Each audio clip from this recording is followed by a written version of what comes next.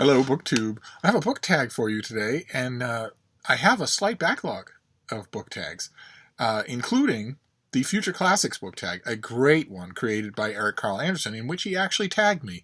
And you might think, given the givens, the fact that he's a lonesome reader, the fact that authors know and like him, that that would be the ultimate command performance in book tags. But no, no, you'd be wrong. There is, of course, one book tag that takes precedence over all others. And one, as the kids say, dropped last week. I am referring, of course, to the foodie book tags created by the Literary Gladiators, by Josh at the Literary Gladiators.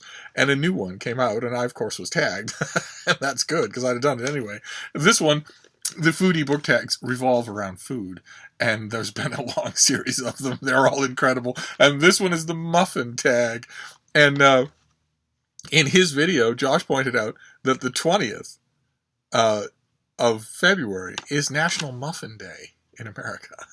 So, of course, I waited so that I could do mine on National Muffin Day. And it's just 10 questions of a bookish nature revolving around various kinds of muffins. So I thought we'd jump right in. This should be fun. And number one, of course, is blueberry muffin. And the question is, if someone had said literature, what's the first name that would come to mind? And Josh stressed that it was kind of a Rorschach, kind of a unpremeditated thing. Think literature, what's the first name that came to mind? And for me, it's Virginia Woolf.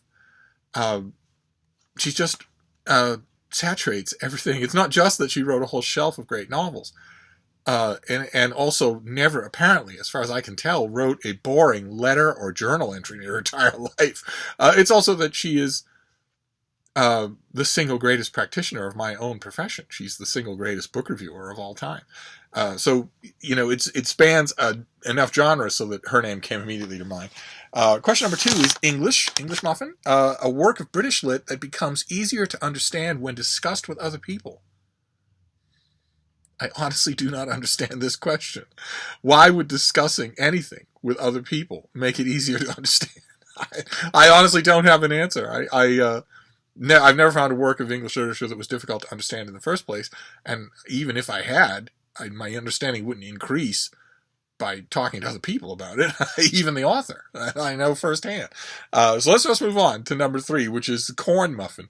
A book that is great to take on the go anytime. Of course, the first thing that came to mind for me is Anthony Trollope, the novels of Anthony Trollope, because I am working my way through them on my phone. So it is literally on the go with me all the time. But sometimes Trollope hits dry patches. And sometimes you think you're in the mood. If you know his novels as well as I do, then you know what kind of a book you're getting. So you can look at his books on your phone or on your shelf and say, all right, well, this is what I'm in the mood for. But they're a long haul. His long novels are a long haul. So you can sometimes be wrong and end up trapped with Trollope at the post office in line or in a cab or whatever. And so I'm not using him as an answer to this question. Instead, I'm sticking with authors that absolutely do not fail. I think that was the sort of the gist of the question. And for me, that would be the short stories of the Sherlock Holmes short stories, the Jungle Books by Rudyard Kipling, and also a nonfiction work, Familiar Studies of Books and Men by Robert Louis Stevenson, which I have a little battered paperback, I have a little battered hardcover, and I have it on my phone, and it never fails. But that's me. I mean, you'd have to be in the mood for reading essays about books and authors, which I always am. So, then number 4, Chocolate Chip, a writer who's been able to write during all aspects of their lives. I thought about this for a while, and again, I decided to just go with the first name that came to mind rather than overthink it. And for me, it's Christopher Hitchens, who, the minute he knew that he wanted to write, started writing editorials at school and never looked back. So when he was a firebrand young political writer, that's what he wrote. When he broadened into still a firebrand political writer, but also a literary writer, someone who wanted to concentrate on literature, and that's what he wrote.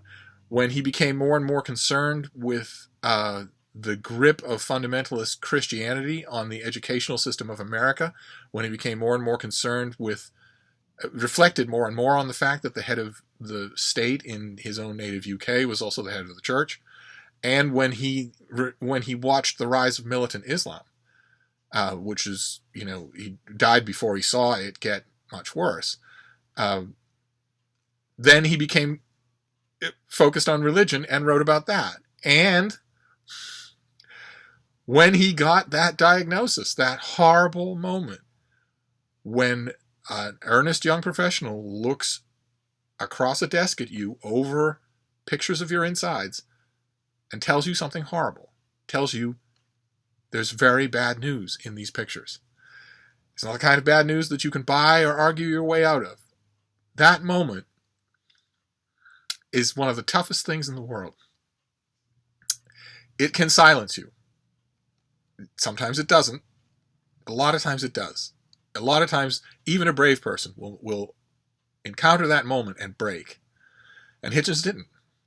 Instead, he wrote about it. So all the way to the end of his life, he wrote constantly, in every stage of his life, in every stage of preoccupation. So he would be my answer to this question. And also, he and I didn't always see eye to eye when he was alive. But in reference to this question, I will pay him what he would consider the ultimate compliment, which is that in all of those stages, no matter what his subject, no matter what his preoccupation, he was never boring. Then question number 5, oatmeal raisin, a bookish trait that you feel isn't necessary. And this I'm going to echo Josh's own answer from his version of this tag, which is sex scenes in novels. And Josh was more forgiving. He was harsh, but he was more forgiving than the subject deserves. He said that he's only occasionally had read a sex scene that was any good at all or contributed anything to the book, and I want to up the ante on him because I think he's being overgenerous. It has in fact never happened that a sex scene has improved anything. Never. It's never been true. Except, the only exception being, of course, porn. Explicit porn, where the goal is not to tell a story. The goal is to arouse you. Putting a sex scene in a novel that isn't porn has never been done successfully. Never. The most successful examples of it that I have ever seen, the examples that actually did have power, that actually did make you think, oh, something important has changed in these two characters, were all lacunae. They were all taken out of the narrative by the author. So a famous example that I always return to is The Last of the Wine by Mary Reynell, in which two main characters are circling and circling and circling each other, and the first time they're growing more and more attracted to each other, and the first time they have sex, we don't see it. Same thing with her great novel Fire from Heaven, about the youth and teenage years of Alexander the Great. When the moment happens, when Alexander and his trusted best friend, his alter ego, his other self, Hephaestion, finally do it, the author doesn't drag us through it. And why would you? Why would any author do that? I've never seen it successfully done, unless that's the whole point. So I'm going to say sex scenes. I wish that authors would simply stop feeling compelled to include them. Anyway, question number 6, Bran. What kind of reading material do you constantly force yourself to read? And I know that it's already started, but I know that a lot of people who do this tag are going to respond just reflexively by saying, well, I don't force myself to read anything. And I like that, of course. I like the spirit behind it, but well, you all know, if you watch this channel, you know that I am deeply involved in the world of new literature, in as broad a spectrum of new books as I can possibly handle. And that's a lot. I have thrown myself into that spectrum of new books. I want to make a dent, even a small one, in the entirety of a year's publishing schedule, which means that I force myself to read a lot. Not just because I don't want an obvious blind spot. I don't want at the end of the year to take account of my reading and have someone just walk up and say, well, you obviously don't read X. If I don't read X, I want to have a declarable reason why I don't. I don't want it to be that I get to the end of the year, somebody points that out, and I look and say, oh, yeah. No. So I make myself read a lot. But I hate to say this because on BookTube it still rules the roost, but I have to say, the kind of reading that I force myself to read the most in the sense of without reward is YA. And the reason I do it is because when YA is really good, I love it, of course. When anything's really good, I love it. But when YA is really good, I love it. It's just like a stiletto going in. But you have to wade through a lot to get to the ones that are really good. And I set myself, YA is absolutely peer dominated. It's dominated with peer pressure. So the cliches are thicker on the ground in YA than in almost any other genre of fiction. So knowing that, I still allow myself a little longer with any new book, with any first book in a series, with any debut novel. I let the author have probably twice as long as I would let an author in a different genre have of just burying me with cliches and slang and idiom before I give up. That's probably not fair. I probably shouldn't do that. That's probably a kind of ghettoization which the really good YA authors would object to immediately. Why are you giving them an extra amount of forbearance? The playing table for excellence, for literary quality, should be even for everybody. So maybe in 2019, but for now, the type of writing that I read that often feels like I'm forcing myself through, just on the literary equivalent of FOMO, fear of missing out, is YA, where I force myself to read a chunk of every one that crosses my plate, just in case the author needs time to warm up. Question number 7, Cranberry-orange. I'm gonna assume here, just for my own mental self-preservation, that Josh made that up. So I don't want to think that there is actually such a thing as a cranberry-orange muffin. But anyway, 2 characters from different works that you'd like to see together. And I thought about a literary response to this one. Like, for instance, when I was thinking courtroom dramas, I was thinking, what if you were to put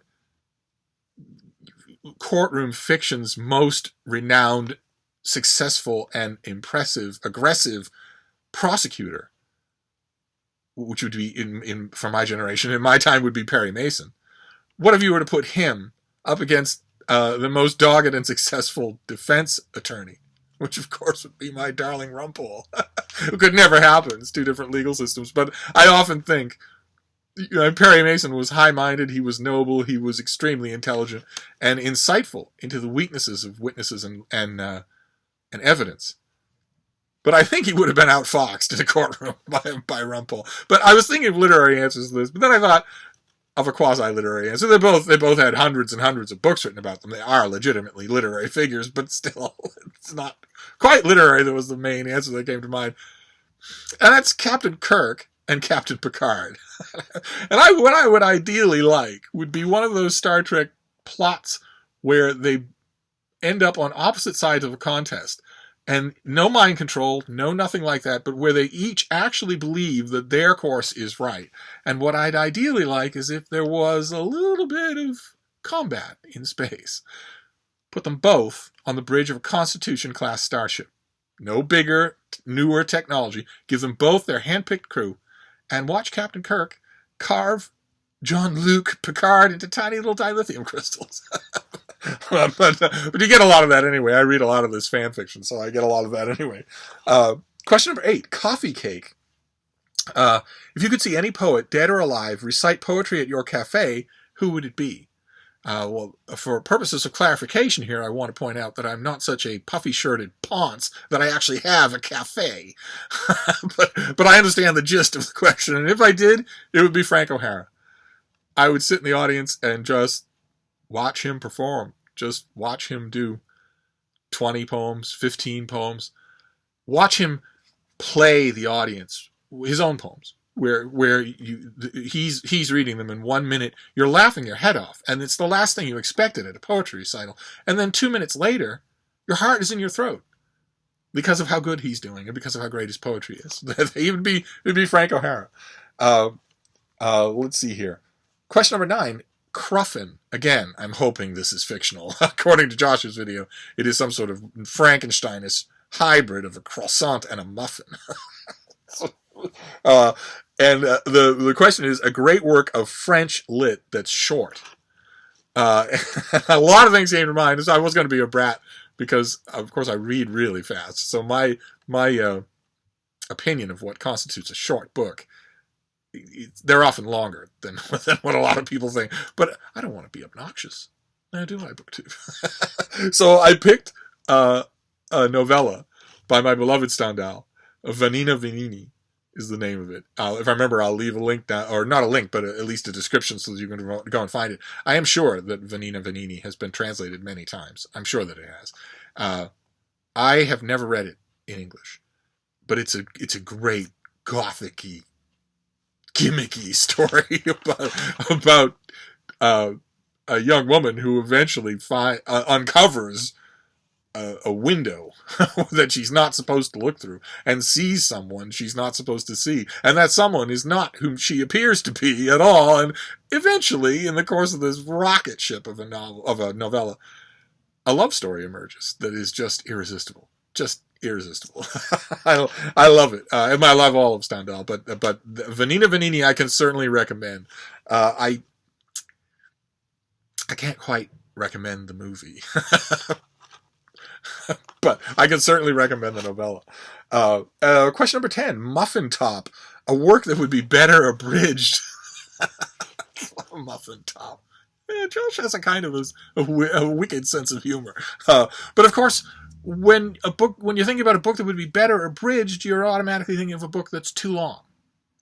And what author comes to mind when you think about a book that's too long? I'll give you a hint. It came to Josh's mind as well. He's going to come to a lot of people's mind. Of course, it's our old friend Stephen King, whose novels can sometimes be enormously long without ever any reason, justification, or talent to uphold it. And you might be asking, well, what long novel would you pick, Steve, and how would you abridge it? Please tell us. If you're a critic of Stephen King, if you made no secret of the fact that you think that he's a giant bucket of poo, then how would you abridge his work to make it better? I'm glad you asked. I have an example right here. This is his gigantically bloated and overdone novel, 11/22/63, in which a character travels back in time to prevent the Kennedy assassination. As you can see, it's enormous. In this prestige format paperback, the thing comes to 1,088 pages. And you might be asking, well, how could I possibly abridge this? Would you take out a lot of the present-day scenes? Would you cut down on the character exposition? All of the characters talk about Stephen King. Maybe cut those mentions out? I can do you one better. I know the perfect way to make this book, to abridge it into something bearable. There you go. The perfect Stephen King. Question number 11. What's your favorite muffin? Well, of course, it's a blueberry muffin. And not only a blueberry muffin, but a blueberry muffin from Dunkin' Donuts. It is the breakfast, lunch, and dinner of champions. Question number 12. Let's go to Drury Lane. Who do you tag? I want to tag a bunch of people here. Although Josh did a great job of tagging people. And I think Mark Richardson of Richardson Reads also tagged a bunch of people. So if I duplicate, just feel extra muffiny. But I want to tag the Mighty Olive from Abookolive. I want to tag Jason Purcell. Surely he's had a muffin or two. Spends time in cafes. I want to tag Steve Partridge. I don't know if Mark tagged him, but I do.